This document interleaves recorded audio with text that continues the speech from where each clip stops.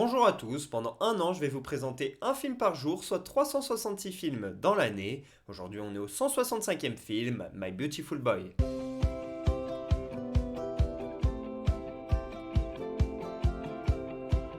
My Beautiful Boy est un film sorti en 2018, réalisé par Felix Van Groeningen. Ça raconte l'histoire d'un jeune qui a des problèmes d'addiction et de santé mentale. Son père essaie de l'aider, mais c'est très difficile de bien faire. Ce père, il est joué par Steve Carell, un acteur que l'on adore pour la série The Office et son rôle de Michael Scott. Il a fait pas mal de comédies comme Max la Menace ou encore 40 ans toujours puceau, mais il a également fait de très bons films dramatiques à l'image de Little Miss Sunshine et puis Foxcatcher. Puis c'est ce qu'on voit également dans celui-ci qui est loin d'être une comédie. Et son fils, il est joué par Timothée Chalamet qui a percé avec Call Me By Your Name à la fin des années 2010. Et depuis, il a une très belle carrière malgré son jeune âge. On le voit dans Dune et dans Wonka. Et pour ce qui est du réalisateur, Felix Van Groeningen, il est belge et personnellement je ne le connais pas du tout. Je ne connais pas trop son travail, je sais qu'il a fait un film Alabama Monroe qui a été nommé à l'Oscar et qui a gagné un César, mais à part ça je ne connais pas du tout son travail. Ce film-là il a récolté une vingtaine de millions de dollars au box-office et Chalamet il a été nommé au Golden Globe mais il ne l'a pas gagné. Si je vous parle de ce film aujourd'hui, c'est parce que comme je vous l'ai dit hier dans le film Big Fish, dans quelques jours c'est la fête des pères, et donc là je vais vous parler de plusieurs relations père-fils pendant quelques jours, et ce sera également le cas demain par exemple, et aujourd'hui on va se concentrer sur My Beautiful Boy, où là la relation père-fils elle est un peu particulière dans le sens où le père essaie vraiment de tirer son fils de la merde, il essaie vraiment de l'empêcher de continuer dans ses problèmes d'addiction, il a vraiment des problèmes de santé mentale, son père il fait tout pour lui, mais c'est pas toujours facile de bien faire parce que on ne sait pas trop ce que ressent réellement la personne. Le fils il a du mal à vraiment tout dire, à dire la vérité, à avouer les choses, à avouer qu'il se drogue, etc.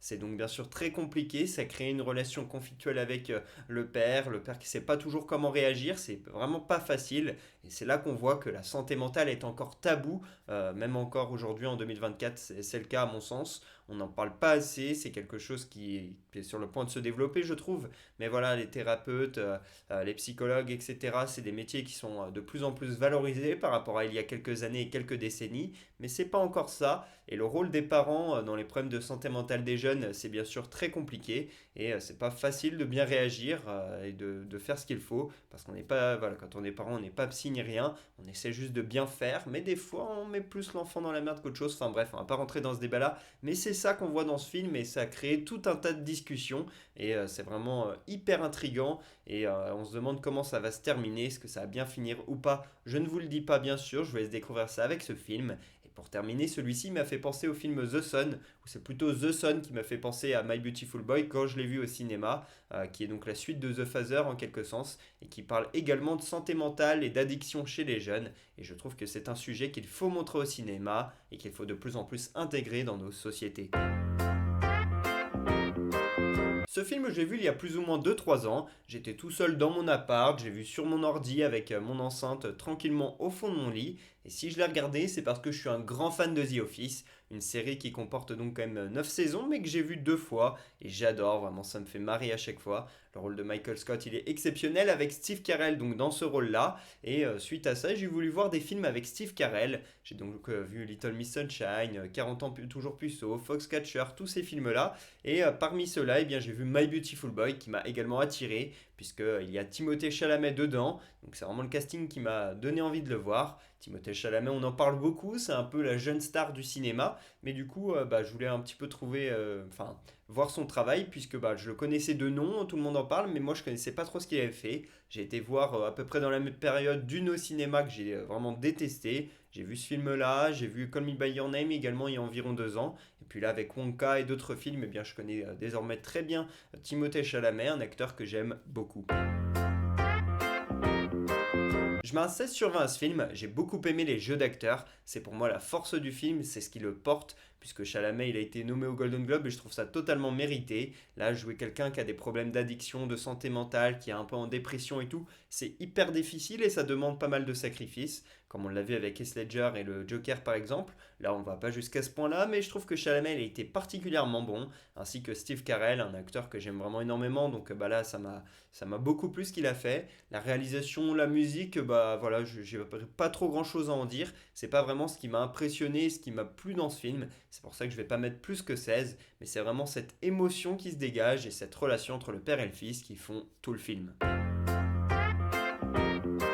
Première anecdote, le tournage du film il a démarré avec des scènes d'hospitalisation dans lesquelles on voit un Timothée Chalamet amaigri. Déjà que de base il est fin, là il a encore perdu du poids. Ensuite le tournage a été suspendu quelques temps pour laisser du temps justement à Timothée Chalamet de récupérer, de reprendre du poids et voilà d'être bien physiquement.